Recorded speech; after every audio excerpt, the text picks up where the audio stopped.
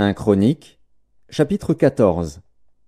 Hiram, roi de Tyr, envoya des messagers à David, et du bois de cèdre, et des tailleurs de pierre et des charpentiers, pour lui bâtir une maison. David reconnut que l'Éternel l'affermissait comme roi d'Israël, et que son royaume était haut élevé à cause de son peuple d'Israël. David prit encore des femmes à Jérusalem, et il engendra encore des fils et des filles.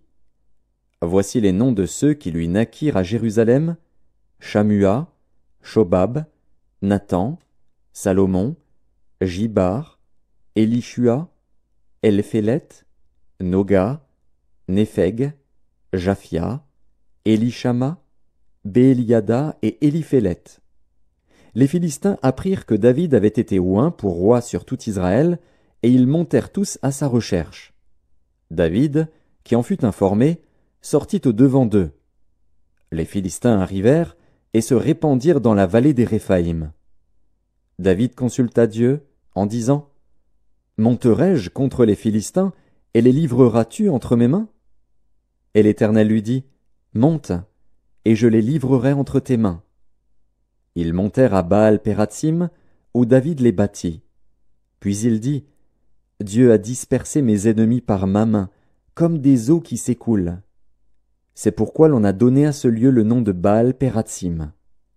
Ils laissèrent là leurs dieux, qui furent brûlés au feu d'après l'ordre de David. Les Philistins se répandirent de nouveau dans la vallée. David consulta encore Dieu, et Dieu lui dit: Tu ne monteras pas après eux, détourne-toi d'eux, et tu arriveras sur eux vis-à-vis des mûriers.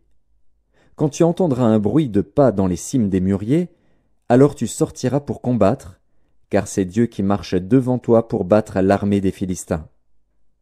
David fit ce que Dieu lui avait ordonné, et l'armée des Philistins fut battue depuis Gabaon jusqu'à Gézer. La renommée de David se répandit dans tous les pays, et l'Éternel le rendit redoutable à toutes les nations.